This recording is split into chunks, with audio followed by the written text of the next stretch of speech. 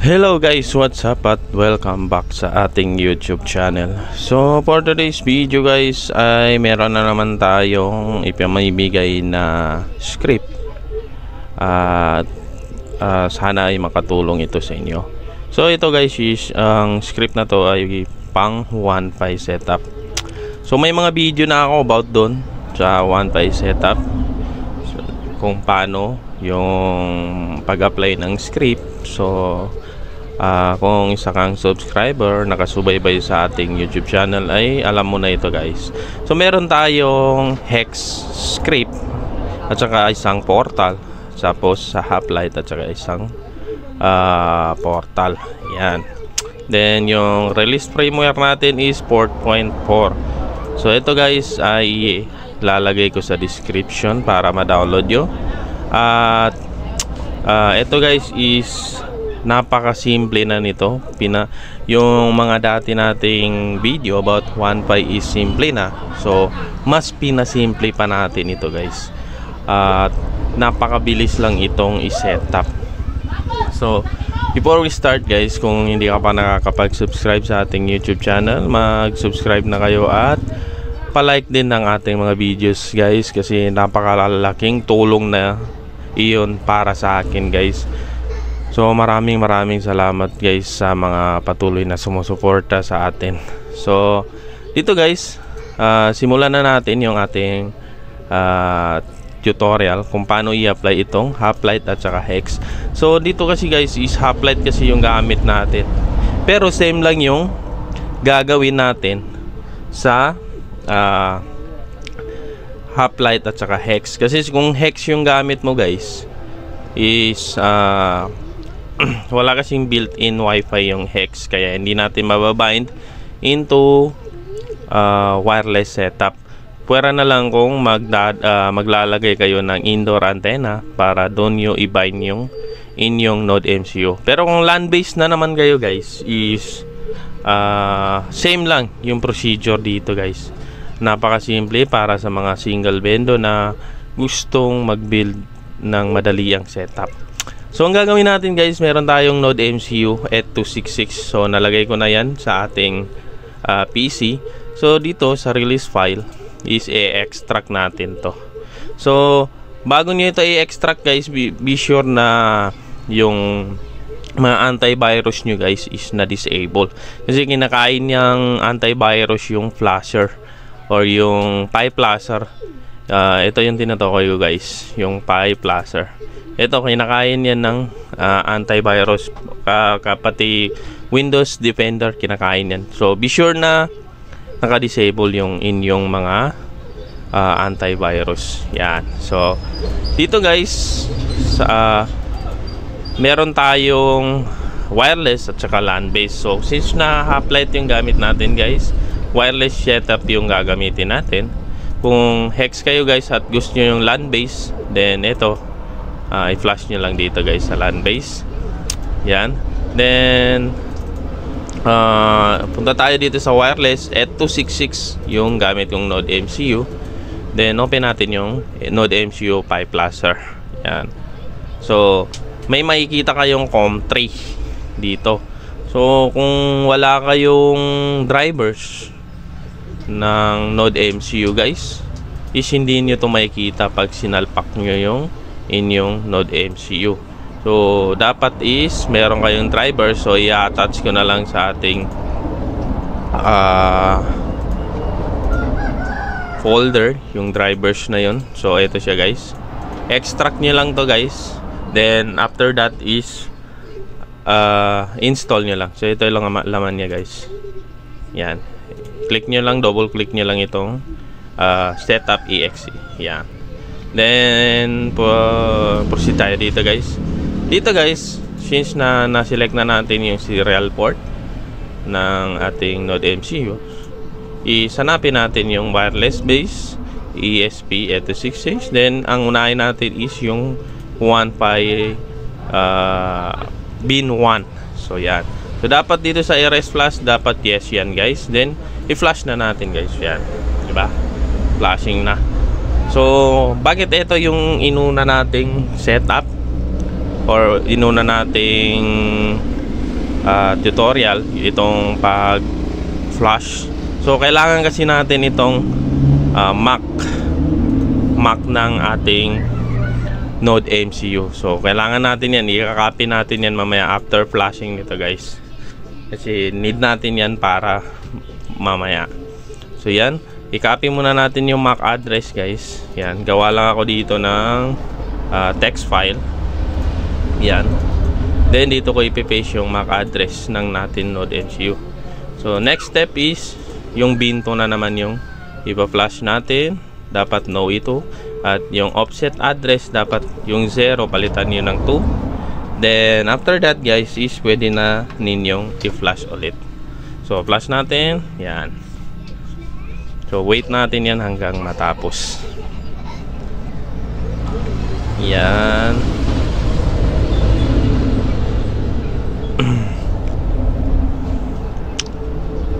So wait lang natin guys after flashing.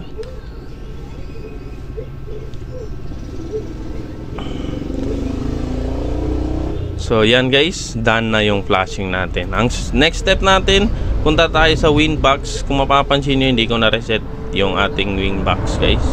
So i-reset ko muna ito guys. So pag hindi pa na-reset yung inyong Winbox, punta lang kayo dito sa System, Reset Configuration, No Default Configuration at Do Not Backup. Pero kung gusto nyo i-backup yung inyong system or yung config, so wag nyo i-check ito. So yes. So wait lang natin yan guys. Sana pala ni-reset ko na ito kanina. So nakalimutan ko lang guys. So matagal-tagal din tayo hindi nakapag-vlog guys, dahil nga wala na tayong naipa-vlog. So dito meron akong ginawang script para sa 155. Yan. Yan para sa uplight at hex. Yan. Kuan yan siya guys. Yung VLAN auto select para sa Microtech. Pero hindi ko pa sure kung i-share ko guys, kasi medyo may mga problema pa. Wala pa tayong Orange Pi or Raspberry Pi para sa paggagamitan niya. Then kulang pa yung ating 5v5. So yan guys, na-reset na natin. Tanggalin natin yung password. Yan. So yan guys, merong password dito. Then dito guys, maglalagay ako ng password. So kayo na bahala guys kung anong password yung ilalagay niyo. So sa akin is 1. Then confirm password is 1. Then change. Yan. So eto guys, etong admin at saka password, napaka-importante yan mamaya. So ilalagay natin dito guys, para kasi yan mamaya. Microtech. Kung anong nilagay nyo na password guys, tandaan nyo lang guys, kasi need natin yan mamaya. Yan. Then ang username is admin. Then ang password is 1. So yan. So ilagay natin ulit guys. Yan. So next step, punta tayo dito sa files. Yan. Kung mapapansin niyo guys, walang laman yung files ko. Yan. Then punta tayo dito sa script. Yan. Then syempre hoplite yung gamit natin. I-copy natin yung hoplite script, copy. Diba? Copy lang. Copy. Then dito sa file, may makikita kayong paste button dito. So i-paste nyo guys. Yan. Diba? The next step guys is yung hotspot folder. So i-copy nyo rin nito guys. Copy. Then i-paste nyo rin dito guys. Paste. Yan. Yan yung portal natin guys. So yan. Then after that, kung okay na lahat, then double click natin ito guys. Yan. Then copy natin itong file name na to. I-highlight nyo lang guys. Yan yan. Then copy. Then okay natin. Punta tayo sa new terminal. Wait lang guys. New terminal. So dito sa new terminal, ito yung i-input nyo na code, or i-import natin yung script natin. So type nyo lang dito, import file, then equal. Yan, di ba? Then di ba nag-copy tayo dito kanina? Ito. Copy lang natin yan ulit, yan. Then i-paste natin dito guys. Yan. Then enter. Enter natin. Yan. Then maglo-loaded na yung script natin guys. So mamaya makikita nyo maglo-loaded yan. So napakadali lang ito guys. Yan, di ba? Script file loaded and execute successfully. Yan. So ibig sabihin goods na yan guys. Close na natin yan. Dito kung half-light yung gamit nyo guys at wireless setup, punta kayo dito sa wireless. Then sa WLAN. Then palitan nyo lang itong piso wifi ng gusto nyong SSID. Kasi yan yung SSID kung saan tayo magbabind. Makikita yan dito. Yan o, di ba? Yan. Diyan ko i-connect yung ating Node MCU. So sa akin hindi ko napapalitan guys. Goods na yan. For tutorial lang naman. Then yun nga, okay na. Then di ba dito guys is kinapin natin yung MAC address ng ating Node MCU. So napaka-importante nito guys. Copy natin yan. Copy. Then punta tayo dito sa IP. Then hotspot. Then hanapin natin yung binding. Yan. Then double click natin at i-paste natin dito guys yung kanyang MAC. So yan, di ba? Napalitan na yung MAC, pati dito napalitan na. So ganun lang guys, wala na kayong gagawin dito. Okay na yan. Then close na natin to. Pwede na natin i-close. Yan. Then after that is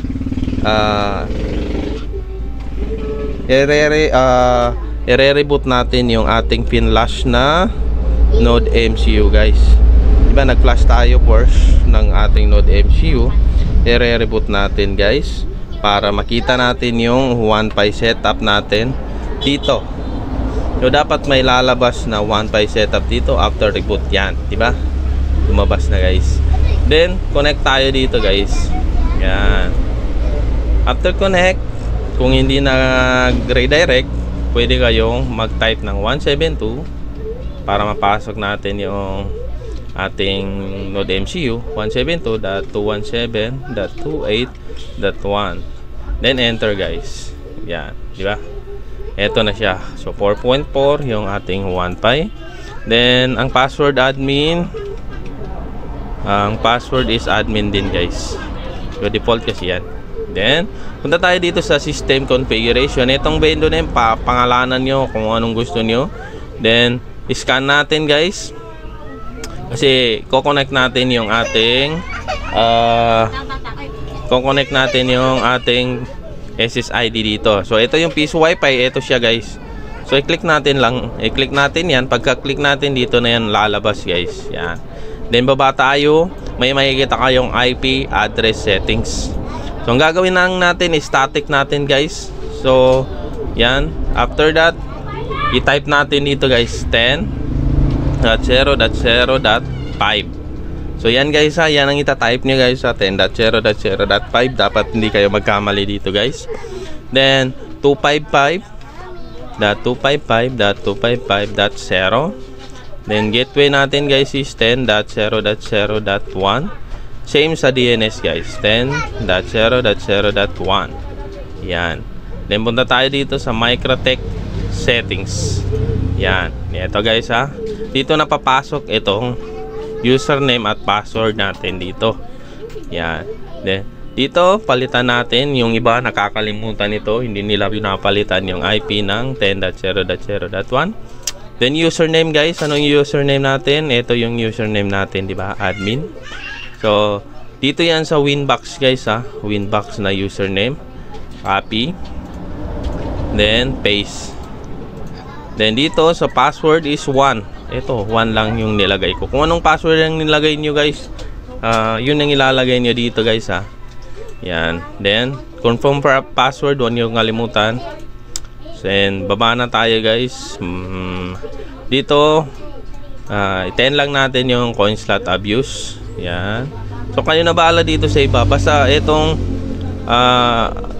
setup na to is wag nyong kakaligtaan guys yung sa IP address settings at MikroTik settings. Then after that is generate natin, save. Yan. Diba? Goods na. Then made-disconnect tayo dito guys sa 1Pi. Kung hindi man na-disconnect, okay lang yan. Punta tayo dito sa piece of Wi-Fi, which is yan yung SSID ng Microtech. Then, connect tayo dito guys. Yan. Yan, connected tayo. Try nga natin guys, 10.0.0.1 kung lalabas yung portal. So, ito yun na yung ating portal. Then, ang next step, i-check natin guys, 10.0.0.5/admin. Yan yung admin natin guys ha, admin. Yan. So, dapat is lalabas yung admin console guys. Yan, di ba? Lumabas yung admin console natin. Yan, goods. Admin, kasi hindi natin pinalitan ito, admin. Then, next step, check natin kung online yung dalawa. Online yung dalawa. Yan. Big sabihin, pwede nang mag-insert coin dito guys. Wi-Fi rates, di ba? Insert coin. Yan. Goods na goods guys. Yung ating pag-setup, madali ang setup ng ating piso Wi-Fi na 1.5. So, di ba? Goods na goods siya guys. Wala tayong ginalaw kung di nagka-copy at paste lang tayo. At syempre, nagko-config lang tayo. Dito lang yung maraming config natin guys. Di ba? Sa admin console. So tingin ko guys is goods na ito guys. Maraming salamat guys. At syempre paki-like po ng ating video. Sa mga supporter ko guys, pasensya na yung iba nag-PPM, yung iba nagko-comment, hindi ko nakaka-reply. Pasensya po, pero maraming salamat po sa mga patuloy na sumusuporta sa ating mga videos at sa ating YouTube channel. So maraming salamat guys at peace.